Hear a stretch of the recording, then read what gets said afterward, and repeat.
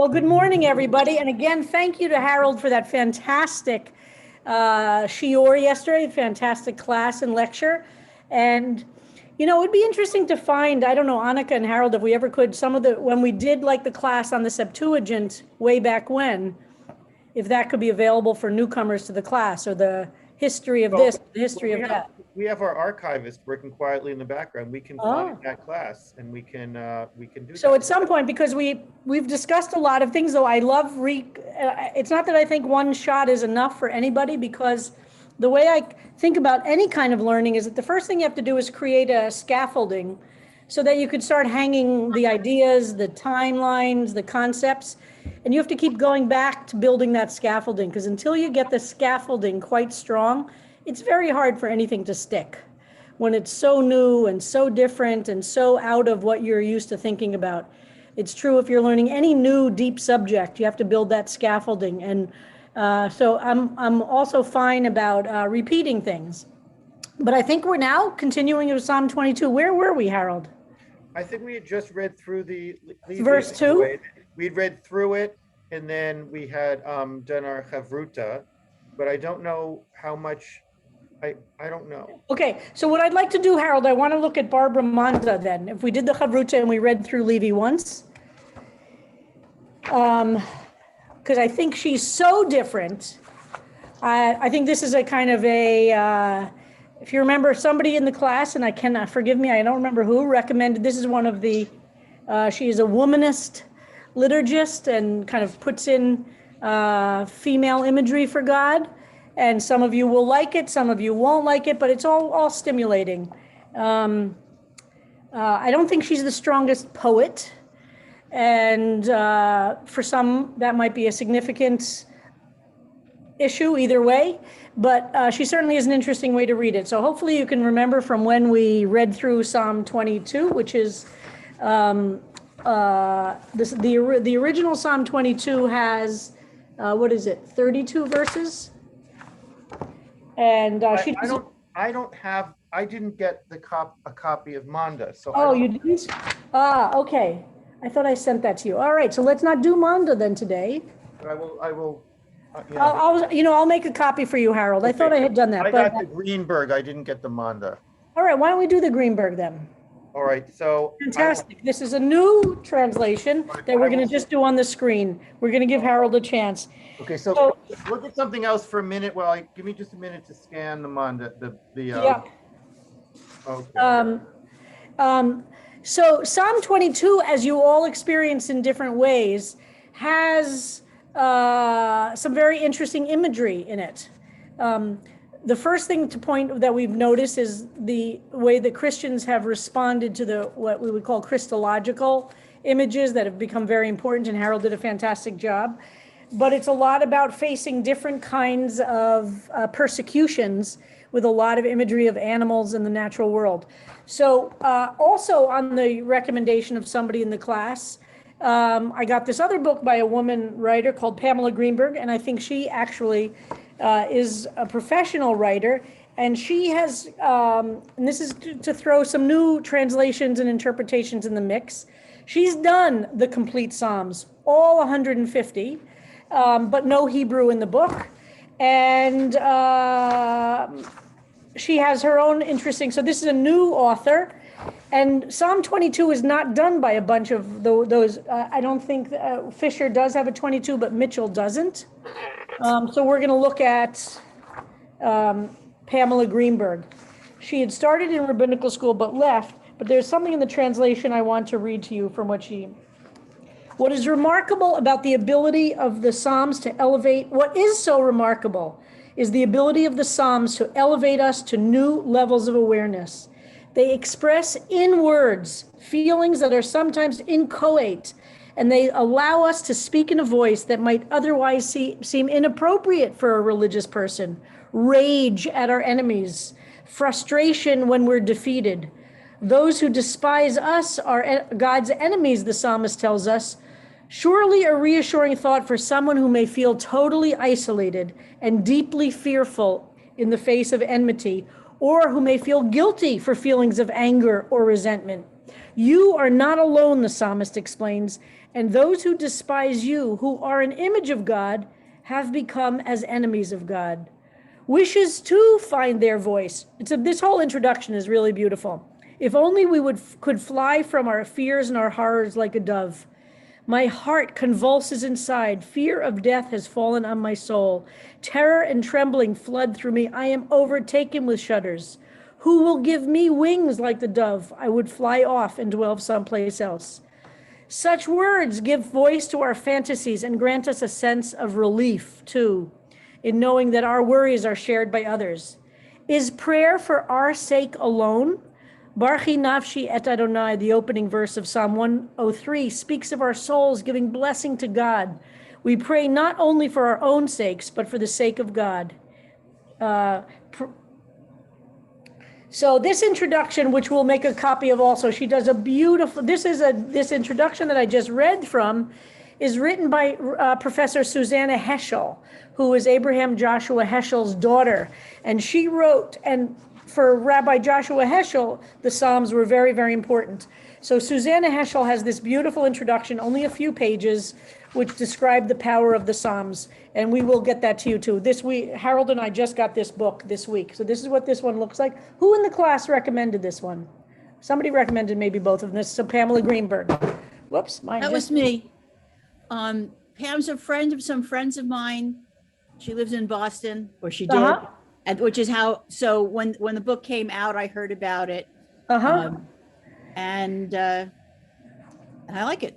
Great. So can we have some readers? Let's take 10 verses each, and then this is all in English. As you can see, she doesn't use the Hebrew on the page at all. Ira, Sarah, Saul. Okay, just 10 verses, and then there'll be a Ira, Sarah, Saul, and then if we needed. No, we don't need more. That's it. So 10 each, and then whoever's the third will only have a couple. She does, okay.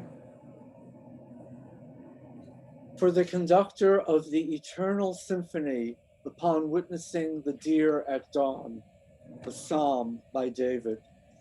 Do you see this? Did I just flip? Yes. Okay. My God, why have you forsaken me?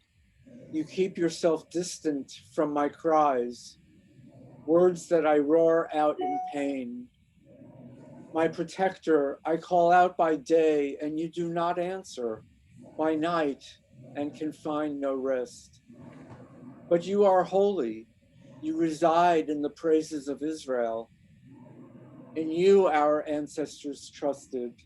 They trusted, and you brought them relief. To you they cried out, and they were delivered. They trusted you and came to no shame. But I am a worm and not a man, scorned by people, despised by humankind. All who see me mock me. Their mouths fall in astonishment. They shake their heads in contempt. I don't know where 10 verses ends. Yeah, that's a good point. That's about 10. But yeah, okay, sorry about that. I didn't realize this wasn't numbered. Whoever turns to God will find relief, for you will save them, taking pleasure in their faith. For you are the one who brought me forth from the womb, who taught me trust from my mother's breasts. Upon you I've been cast since conception. From my mother's insides you have been my sustainer. Don't distance yourself from me, for trouble approaches, and there is no one else to bring help. A stampede of bulls surrounds me. The violent of Bashan gather all around. Their mouths foam against me. A lion tears at my limbs and roars. Like water I am poured out. All my bones split apart. My heart has become like wax, melting within my organs. My strength has dried up like a shard of clay. My tongue cleaves to my jaw. Into the dust of death you have thrown me like trash. Wild dogs surround me. I think that's 10. Okay. A circle of the wrongful closes in, like a lion craving my hands and legs. I can count all my bones. They gaze at me, staring with greed. They divide my clothes amongst themselves, casting lots upon my garments. But you are God. Don't be distant. My ram of protection, rush to my help. Save my soul from this. Save my soul from the sword, from the claws. Hold on, sorry. From Okay, the claws of the dog. Keep me intact. Save me from the lion's mouth and from the antelope's horns. Answer my plea. I will proclaim your name to my brothers and sisters. In the midst of an assembly, I will shine out your praise. Those who hold you in wonder give praise. All offspring of Jacob, give thanks to heavenly glory. Tremble before the Holy One, all seed of Israel, for God does not spurn the affliction cries of the poor. You do not hide from the sorrowful. When they cry out for salvation, you listen. My praise for you pours forth in large gatherings. I will fulfill my vows before all who hold you in awe. The humble will eat and be satisfied. They will praise you, all who seek you out. May their hearts always be hopeful. Those who live at the earth's ends will remember and turn back to their Creator. That's more than 10, Harold. and I think Linda Solomon was the next person. Linda, Yes. they will bow down. They will bow down before you, all families of nations, for to you belongs ultimate allegiance. It is you who give the people direction. Okay, there's a little bit more. Mhm. Okay. That's it. No, keep on going. Those who eat Oh, from, let those who oh eat no, from yes, go ahead. let those who eat from the land's bounty bow down before you in praise. All who go down to the dust will kneel to you, along with the one whose life is no longer alive, the seed of those who serve you. You will be remembered in every generation. They will come and tell of your righteousness to those newly born. Speak forever of the wonders you have done. Thank you. Beautiful, thank you. Yes, the other one was numbered, this was not. So it's a long psalm. What is the number? It's 32? Yeah, 32 psukim, 32 verses. So let's go back to the beginning. And I know it's been a while since we actually looked at the text from Levi, but let's go back to the very beginning. So interesting what she does here. So remember that Levi leaves the phrase Ayelet HaShachar because he's not sure what it's referring to. We can translate the words, but what she does is so interesting. So the Hebrew is Lamanatseach for the conductor, Al Ayelet HaShachar, of the eternal symphony. So she is putting that in there to indicate what does eternal symphony mean? What kind of, so this gives it a kind of this is not necessarily the human beings of the Levites who are playing instruments. Maybe it is, but there is a sense of even, Lamala, what's going on in the heavens, not just what's going on Lamata here. But upon witnessing the deer at dawn. So that's where she puts the Ayelet, which is a deer, Hashachar at dawn. So it's a very interesting, she literally translates it, which is, it's always fascinating to see how a translator or a poet responds to that. Okay, so a psalm, she's very clear. She's assigning it by David. Remember, we've seen some of our translators say David's psalm in order to say we're not assigning it to David. She wants to say a psalm by David. That's what it means for her. Rabbi, Okay. do you think that she's seeing Netzach, Netzachim in Lam Natseach, and that's where she gets eternal? Wow, so interesting. I wish these people, it's impossible to do, would have a book about their choices. I mean, Levi does that with his footnotes. Right, and Alder does, but she doesn't. She doesn't. She has in the back, she has a glossary of some of the words that she uses, which is interesting. But she doesn't do that at all. I don't know. It just occurred to me that. Yeah, it certainly could be. That would be a very, very creative. Yeah. All right. All right. Back here, hold on. Thank you so much, Harold. Sorry, I didn't tell you in advance. I thought we'd, Oh, okay, but whatever, we're fine. So again, one of the most interesting things, of course, is to see how everybody deals with this. She doesn't use the word God a lot, but here she does. She says, my God, why have you forsaken me? This, the famous line, which we learned so much about yesterday. And really, this psalm is so much, which is why it becomes the voice of Jesus. Although, as somebody mentioned, it's complicated in Christian theology because at the same time Jesus is being murdered or killed and tortured, there's the tension between Jesus as the human being and Jesus as the Son of God. And it's hard to talk about God abandoning Jesus. So who is abandoning Jesus? And there are tons of Christian theologies and writings about that. I don't know if somebody in the class who is Christian has come across that, have dealt with that, but that's one of the challenges of the psalm and the challenges of of Jesus being known for saying, my God, why have you forsaken me? Because of course, in Jesus's death, all believers are then achieve salvation. So so I don't know, Dean, do you want to speak to that?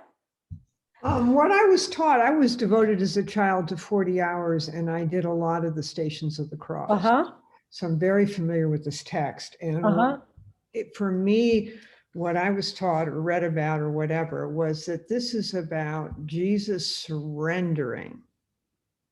So in that sense of deepest abandonment, he experiences his profound humanity of the terror of death.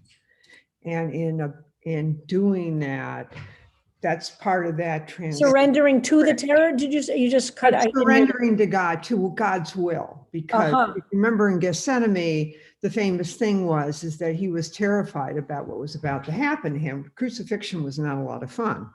It was a form of state torture by the Romans. But anyway, so I'm just saying that it's that profound place that God therefore understands when we feel abandoned. And it's about surrendering to the will. But who is Jesus speaking to with you're forsaking me? He's speaking to God the Father. But not feeling forsaken, but just, that's the part that I know. And I know there's a lot written about this. No, I always understood that he did feel forsaken at that time. He was able to feel the mystery of Jesus was that he was able to feel our full range of human emotion at the same time of being God. Uh-huh. So it's sort of, it's the mystery. Yeah. So, but this is definitely for Jews and obviously therefore for Christians as well. But for Christians, it definitely is seen as one of the Psalms related to Jesus himself, very much so.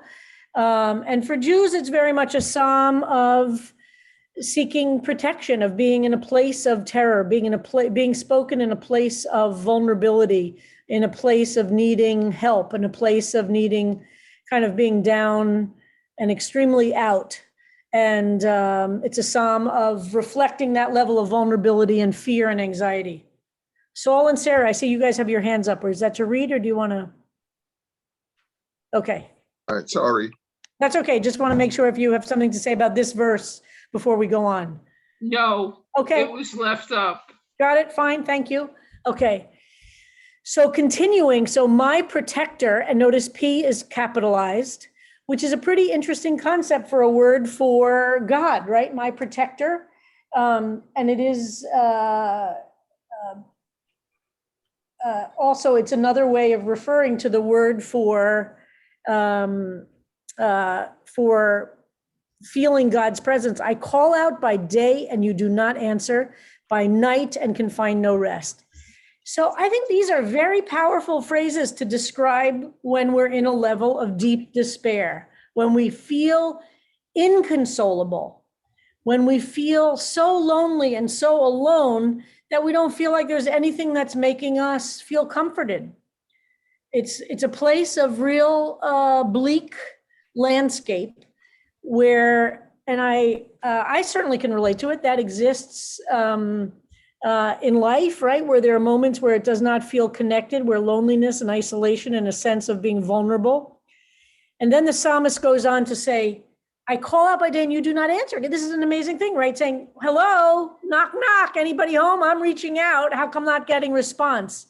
But then there's the reminder, and I think she does a beautiful job with this, but you are holy. Noticing not capitalizing the you, which is interesting. It's more of the immanent sense of God. You reside, where do you live? How do I find you? I haven't been able to find you. You live in the praises. In you, you live in our ancestors, or in the one that our ancestors trusted. This is like the psalmist is saying, I'm not feeling this now, but I'm reminding myself. You know, it's like when you're really full of grief or you're really depressed, it's very, very hard to remember things. And it's as if the speaker is trying to remind themselves there have been times where the presence of the protector has provided comfort. So the psalmist is reminding themselves, to you, they cried out. But hold on, I cried out up in this verse, a couple of up here, didn't hear from you. They were delivered. They trusted you. They didn't come to any shame. But I am a worm. And this is a great phrase, and it exists in other places too, that the idea of a worm being a creature that's in the earth and not standing upright. Scorned by people, and in this case, I'm just keeping the below ish, scorned by people, despised by humanity. Just a sense of completely being at the bottom of the food chain, at the low end, at the complete sense of that you're in that bore, in the pit. All who see me mock me. That's a pretty heavy feeling. Their mouths fall in astonishment. They shake their heads in contempt. Dean, do you want to say something?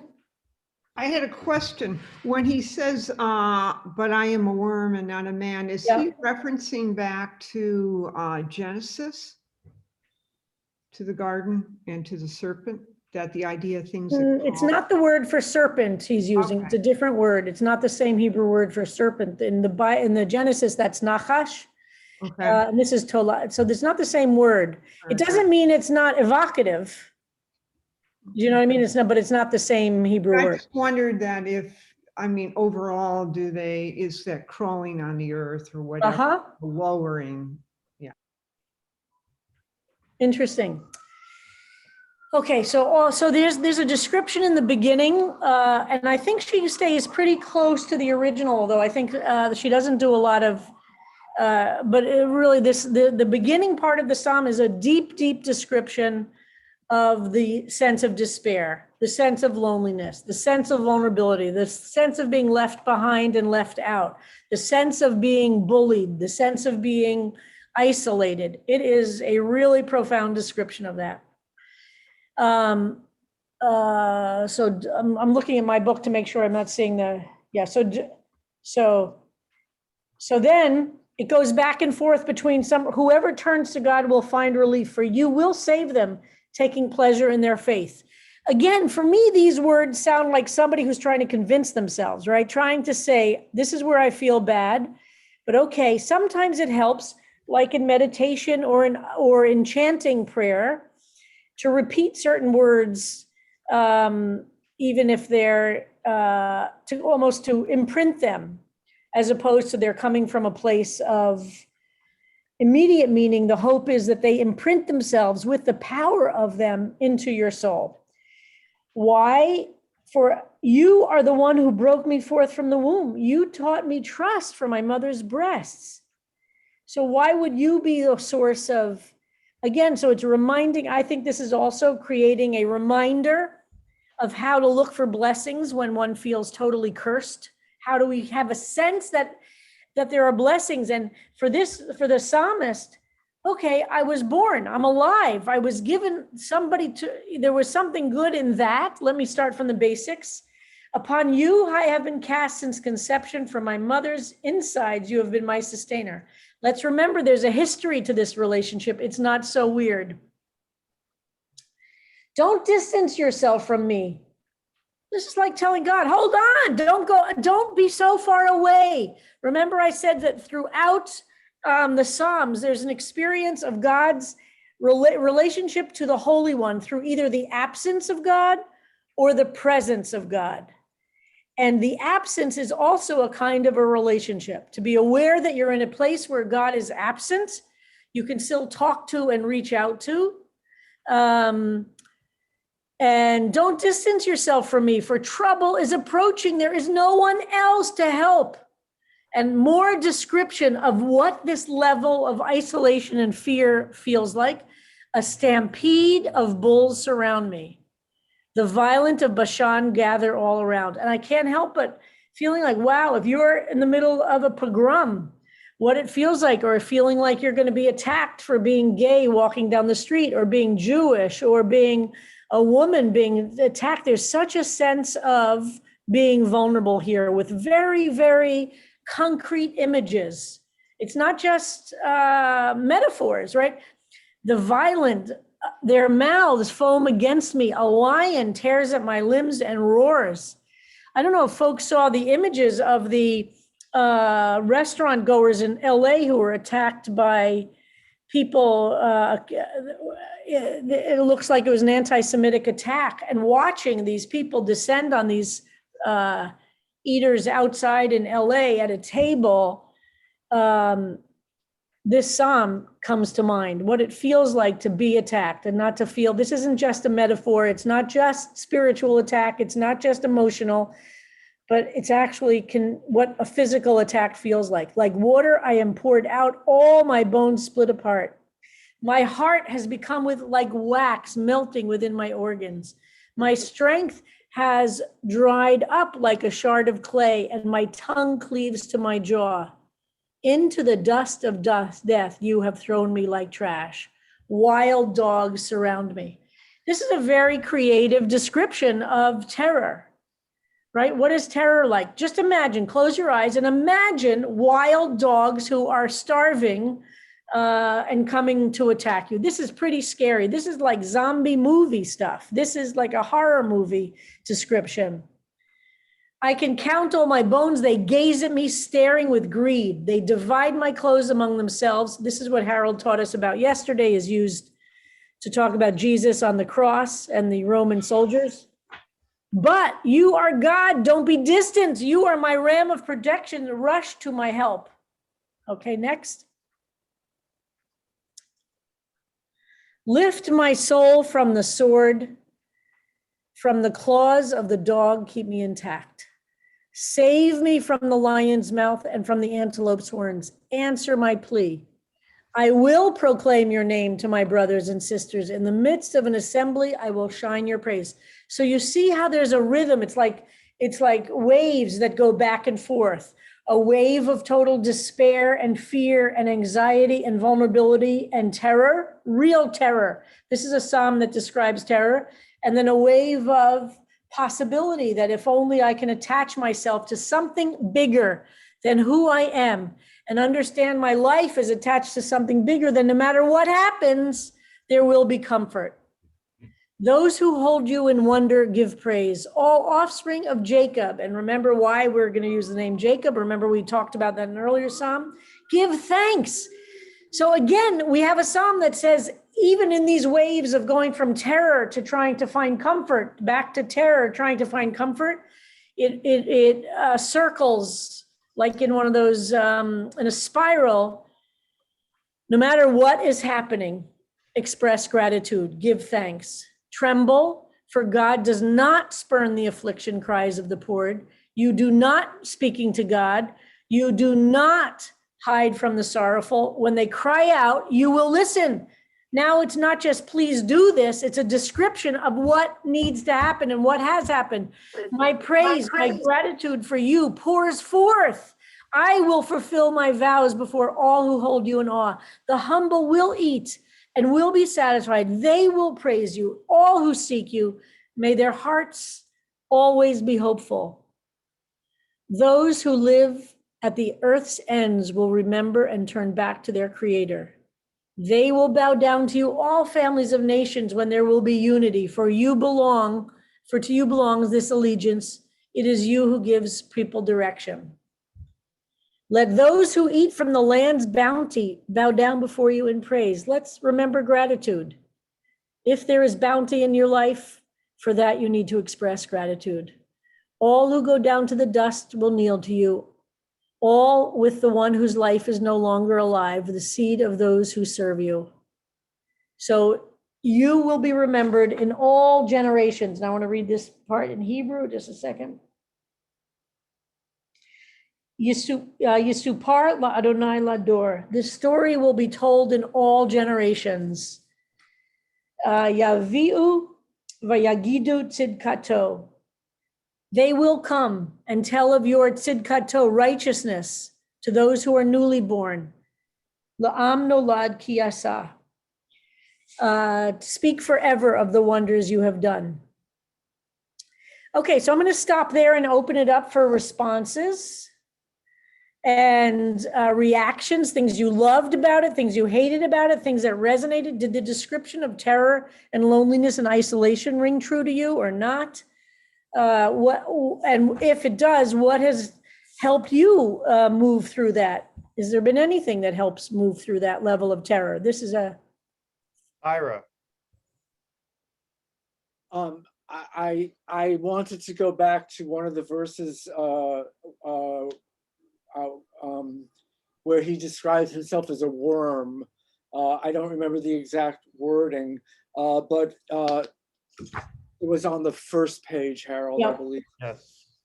Va'anochi tola'at v'lo ish. Yes, scorned by people, despised by humankind. I don't know if there's any correlation here, but what came to mind when I heard that line was the verse from Isaiah that Handel so famously used in Messiah. He was despised and rejected of men.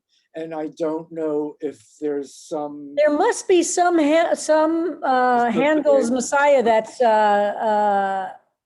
where citations exist. Do they?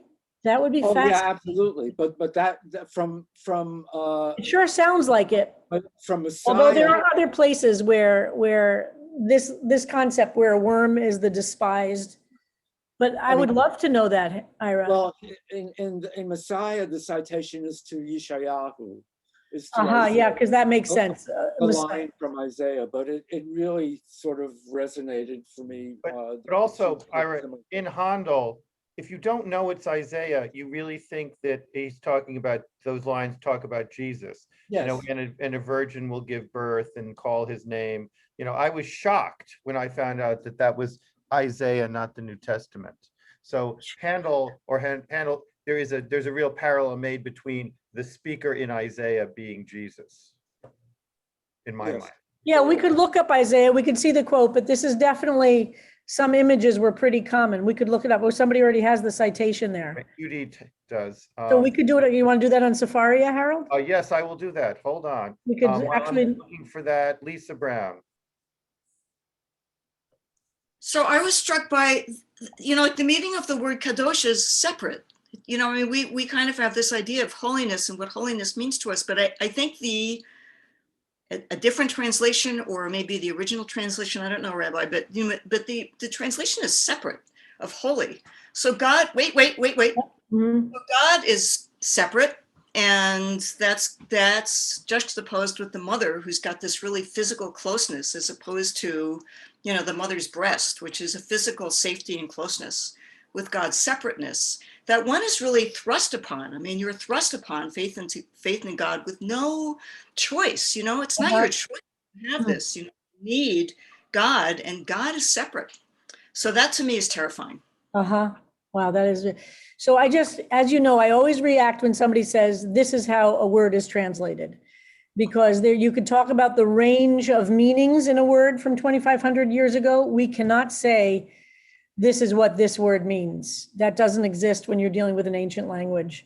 And kadosh, including the word kadosh, clearly in some places and in some ways it has the sense of separated, but you just can't say that. That's what I hope. One of the things you'll take away from this class is being careful about saying this is what the word means and this is not what it means. And if I do it, it's wrong. It's hard. It's hard because you got to talk. And yes, that meaning does exist in some places and about it. But it's not entirely. But I like the drosh you're doing. I do like the drosh you're doing, but I just, yeah. Yeah, I didn't mean to say that that was the translation. Right. Right. It is one translation. It is one way to understand the word. So here is the Isaiah. He was despised, shunned by man, a man of suffering, familiar with disease. As one who hid his face from us, he was despised. We held him of no account. So the question is, in Isaiah, who is being described? I think. He. I don't know. I have to go and look at the text and, yeah. Right. But yes, this is obviously, thank you, Yudi. This is the line from Isaiah, which found its way into Handel's Messiah, which echoes with the Psalm. So did Isaiah read Psalms? Yeah, you mean which ones came first? Or was this just a common, or was this is there an or text? You know, is there a, that's the other concept in studying ancient texts that I think Harold talked about the first time he talked, is that there's a concept called an or text. There might be a common text that no longer is extant that both sources could be quoting. And that's a common thing that scholars of ancient texts understand, that there might be, all the texts of this time in history do not no longer continue to exist, of course, right? So there could be a common text that we don't have that both things are quoting. And that the one that no longer exists is called the or text. So we don't know. So it's impossible to say is one for sure one quoting the other. And yeah. Okay, who else? I'm sorry. I'm just reading the notes from my Hebrew study Bible. I saw Ben Kushner's hand up. I'm struck by something at the end. Harold, can you show the text toward the end? Which text are we talking about? The Psalm. Greenberg. Okay, hold on. Okay. So I'm used to seeing despair described as things happening to me, but here it says,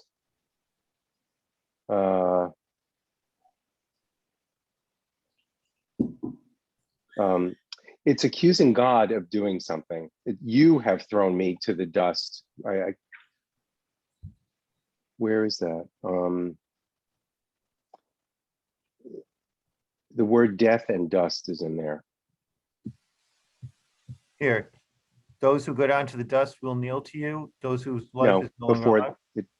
it's before that. I'm sorry. This is why But numbering anyway, is a useful thing. yeah, right? It's a lot harder without. It's saying that God has done this to me. Usually I'm used to saying I've been thrown to the dust of death or something like that. And here it says, you have thrown me to the dust of death. It's very accusatory, and I'm not used to seeing that. Which is a good point. There's a lot of anger to God in the Psalms, and in Jewish, in rabbinic, anger expressed to God is not outside of the opposite. Anger to God is actually a very common Jewish Israel. This is from before there were Jews, of course. It is very traditional. But you're right. And I think that's what part of Susanna Heschel is saying in that introduction. There's such a real, what's the word I would use? There's a real, expression of some pretty difficult emotions, including something like anger at God. There is not, oh, you're always right all the time here. Okay, there are a lot of people who want to say something. I pulled out my Jewish study Bible for those who have it on page 872 and 873. This passage from Isaiah, which starts really on page 13, is the servant, and it goes from 52:13 to 53:12, talking about a servant. And it is clear that in a Christian context, the servant is Jesus. Indeed, my servant shall prosper, be exalted, as on and on. So if you want to understand this, just make a mark, read Isaiah 52:13 through 53:12. Harold, I missed that. Could you say that again? It didn't, you were breaking up a little bit. Okay, so I'm looking at my Jewish study Bible, and the passage we were looking at from Isaiah is a central verse of a longer group of verses that starts in Isaiah 52, 13 and goes through 53:12, describing a servant. It's an elusive, I see, not yeah. quite clear it is. And so in a Christian context, and there are many verses about this, it starts with, indeed, my servant shall prosper, be exalted and raised to great heights. Just as the many were appalled at him, so marred was his appearance, unlike that of man, his form beyond human semblance. Just so startled, kings shall be silenced because of him, for they shall see what has not been told them, shall behold what they have never heard. And so if you're Christian and you're reading these verses, you're like, wow, this is talking about the Messiah and the good news that the Messiah, he was despised, but he raised. So, I mean, I can scan this and I can share it with everyone. I'll put down the verses, but it's very, we've recommended the Jewish Study Bible to everyone as a centerpiece of their library. It is, this is a great resource to look at. I hope that's not too unclear. Great. No, that's great. Thank you. We have a lot of hands up, so let's hear what's on Okay. people's minds. Saul Zalkin. And again, have you ever felt this kind of fear and terror? Go ahead, Saul. So the first time I read this psalm was when we were watching over Devorah.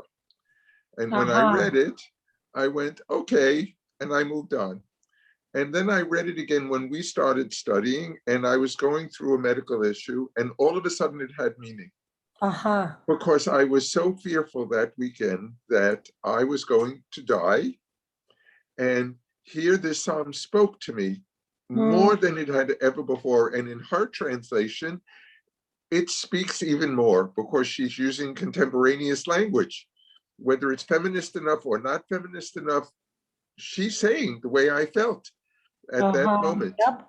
At that moment. Beautiful. Yeah.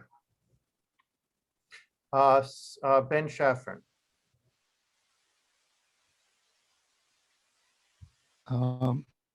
I just wanted to comment on the word kadosh.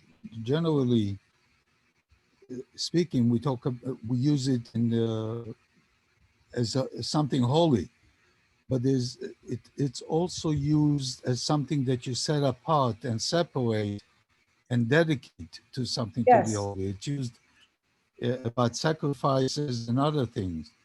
So it has both meanings. Yes, and it has, yes, that's what I was saying before. They're absolutely correct.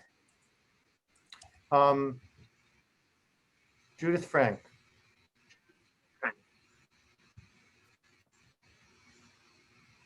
Judy? Having trouble unmuting. No, you're unmuted. Go ahead. When I think of, when I relate to these Psalms, in the same way as I was a child in the hospital or lying down in the bed in total despair, not knowing what the hell was going to happen.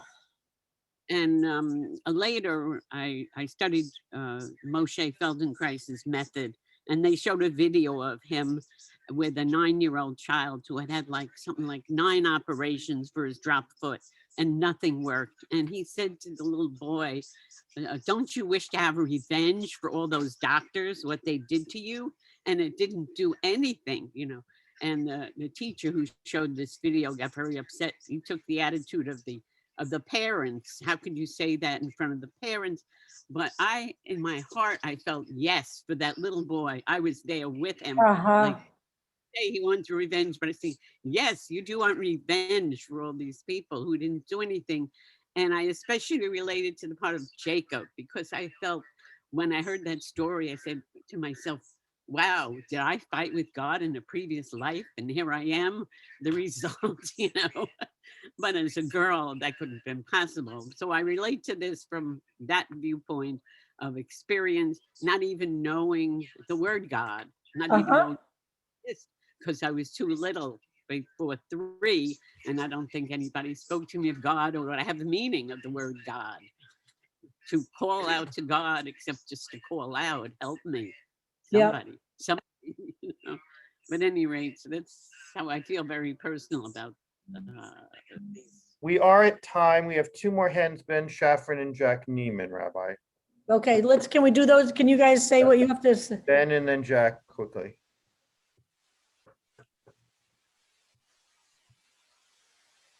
Ben? Ben? You're muted, Ben, if you want to speak. We can't hear you. Okay. He seems frozen, I think. Jack Neiman. Good morning, everyone.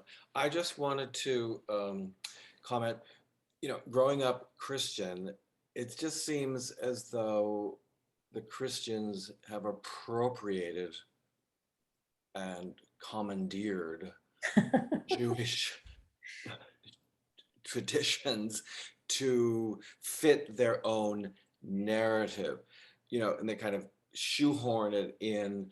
And so that's their interpretation. So I never really, I don't know how to reconcile two different components. So I'll speak to that briefly because we're at the end of time, but maybe Harold will set aside some time for me to talk more about this. By the way, the whole concept of who is the suffering servant of Isaiah is a field for which many people write PhDs. This is a big, big, big question because, and maybe it was inspired because it became so big in Christianity, Jewish study. I'm not sure which came first, but I put one reference and you could Google Jewish suffering servant, or I put one, it looks like Naomi Hirsch put another one. How do Jews interpret suffering servants? It's a huge field. That's a very big topic. Who is the suffering servant of Isaiah? Many people say it's the Jewish people. That's one of the very common Jewish responses to it. But I'm going to put that aside and say very quickly to you, Jack, what you have to imagine is that the biblical tradition is one big, like a huge cloud, a big tube that goes like up and down vertical up until the year around 0, right? When Jesus comes. And then two traditions break off from the same tradition, both arguing that they are the legitimate heir to biblical religion. What we practice as Jews is not biblical religion either. And we can't even talk about Jews as existing in the Bible. Those are Israelites. Those are not Jews. Jews don't exist until there's rabbinic Judaism. I mean, we use language because it's easier and it makes it confusing. So really, the way that students of religion think about it is that there is one tradition and then Christians and Jews diverge and both argue that they are the legitimate heirs to that one biblical tradition.